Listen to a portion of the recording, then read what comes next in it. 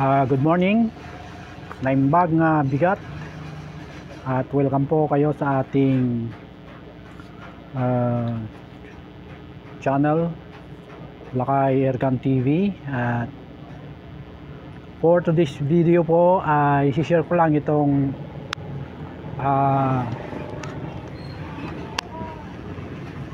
gagawin kong barrel na pangtiksay. So ito kasing airgun ko ay stock pa itong kanyang barrel. So ayaw ko naman na masira ito, dahil sabi nila pag ginagamit daw sa tiksay ay nasisira yung barrel. So ayaw ko na masira itong barrel niya, at iniingatan ko ito dahil mahirap nang magkaroon ng ganito, bibihira na lang. So ang plano ko pagka magtitiksay ako ay meron akong gagamiting barrel. So meron akong barrel dito, local barrel, at ito ay 24 inches, 2 feet. So ito yung gagamitin kong pangtiksay.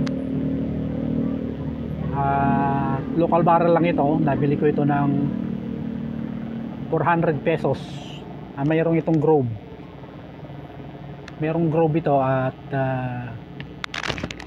ito naka-ready na meron ng lagayan ng bala. Naka-index na ito. Meron na ring butas for transfer port. So dahil payat ito, hindi po pwede dito sa aking baril.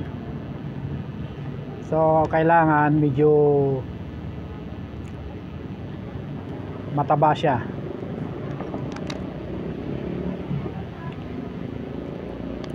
Yeah. Hindi po pwedeng magamit.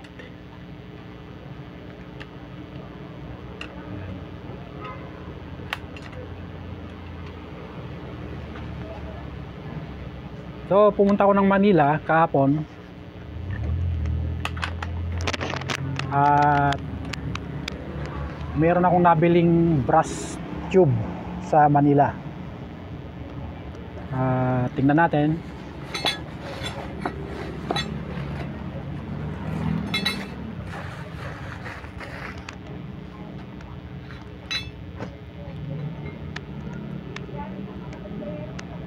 So ito yung aking nabili, dalawang klase. Ito ay 1 foot. Ang size is nakalagay dito, nilagay ng inchik 3/4 by 5/8. Ewan ko kung tama itong size na ito. So ang plano ko rito is gawin ko itong air tank, dahil makapal. Air tank. So ilalagay ko rito sa aking square wing ham.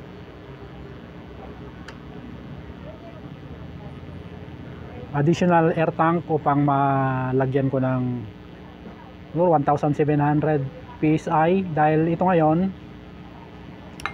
nilalagyan ko lang ito ng 1,000 PSI. Though yung iba nilalagyan nila ng 1,200, 1,500. Ako naman ay to make safe, okay na ako dun sa 1,000 PSI, at good for 5 power shot. So medyo gusto ko sana mas marami yung laman, kaya lalagyan ko ng additional tank nang hindi ko babaguhin yung kanyang outside appearance. Ganyan pa rin ang dating niya. Walang pinagbago sa labas. Ang additional tank dito. Yan, so ganyan ang mangyayari niyan. So ito ay tatanggalin ko na at maglalagay ako rito ng dalawang tornilyo sa side. So bali tatlo yung magiging tornilyo niya, pangatlo ay yung nandito. So hopefully ay magiging success itong ating project. At palagay ko naman ito, puputulan ko pa ito, siguro mga 11 inches lang ang kailangan ko dito. At itong 11 inches, meron pang takip dito, siguro mga 10 inches yung may dadagdag. So dahil ito medyo payat siya ng konti, at tinitingnan ko rito sa kanyang bat ay pagka hinukay ko ito ay magkakasya siya. So magiging ganyan siya noon, magkakasya siya na hindi nasisira itong kanyang kulata.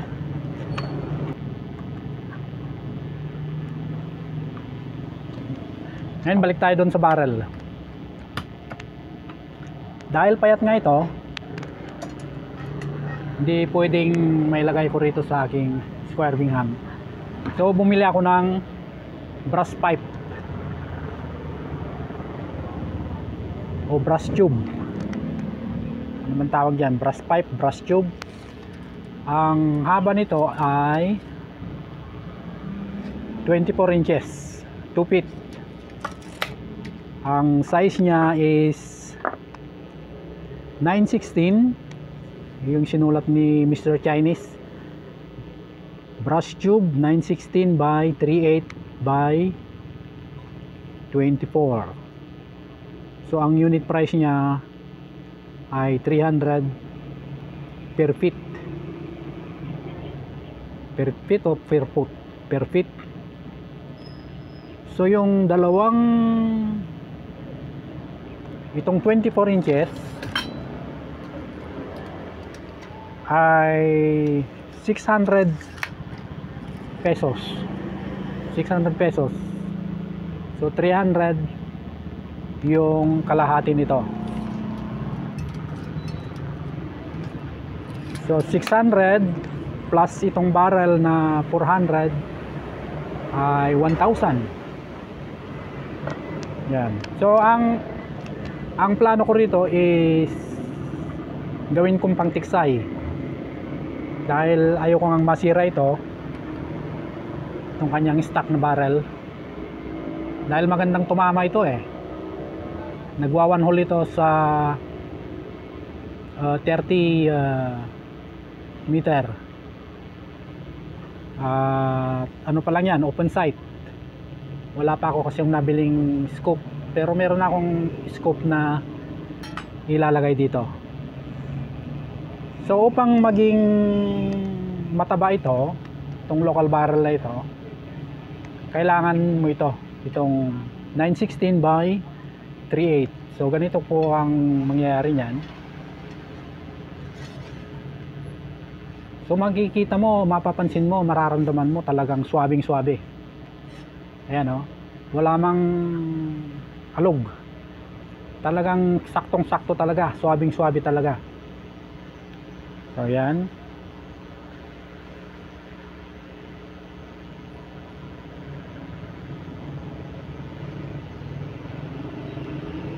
So ito siya ngayon.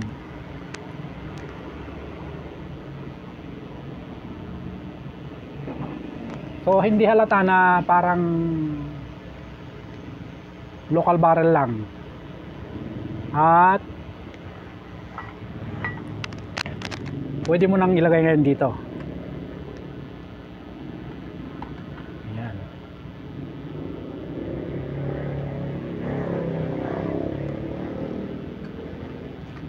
Then may ginawa akong, yung mga nakapanood ng aking video noon, gumawa ako ng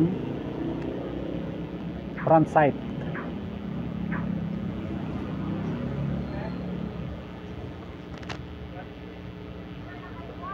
Oh, ganyan.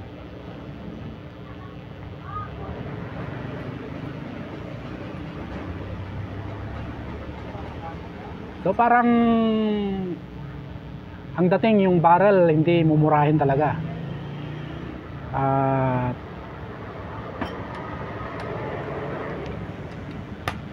Mas mataba pa ito. Itong brass barrel na ito ngayon kaysa dito sa kanyang stock. Mas mataba pa ito. Kaya nga kailangan ma-machine shop ito at gagayahin ko itong pagka-machine shop nitong stock barrel nya. So wala po kasi tayong budget na pambili ng mga mamahaling barrel. Alam naman natin yung mga mamahaling barrel, ano, merong 2,000 plus, meron pa nga 5,000 plus. Hindi ko nababanggitin yung mga pangalan ng mga barrel, pero yung mga nag-air gun, alam nila itong mga barrel na ito ay talagang 5,000 plus pa nga yung iba, at napakaganda nga naman ng mga barrel ng mga ito. Pero ako naman wala akong budget. Anyway, ito ay pan-textile lang naman.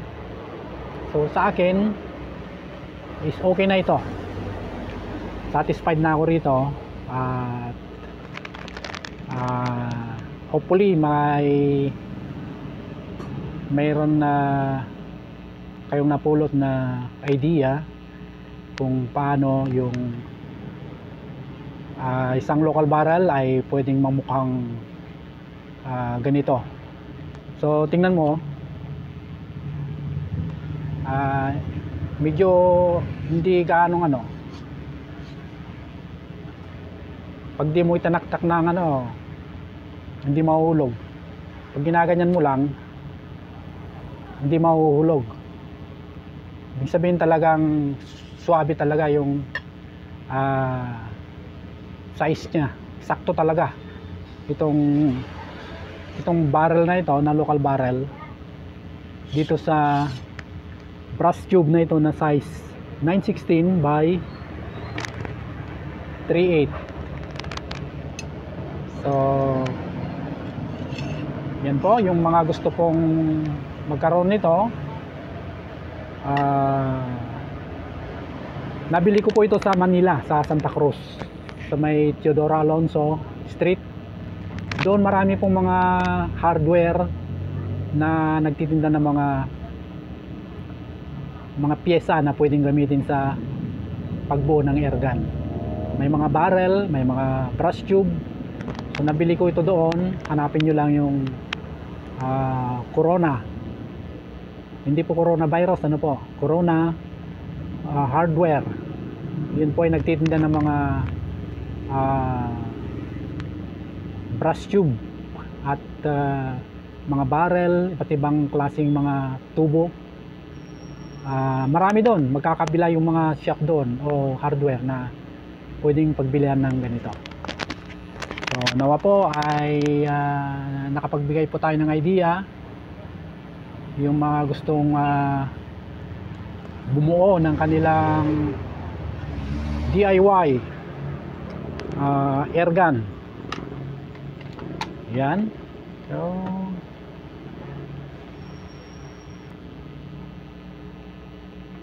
na magkaroon ng ganitong barrel sa halagang 1,000 pesos. So yun lang po, at thank you po sa inyong panonood. Till next video po, at nawa ay suportahan nyo itong ating munting channel, at nawa kung pwede ay kayo mag-subscribe At kung meron kayong mga comment, katanungan, ay welcome po kayo. Salamat po. God bless.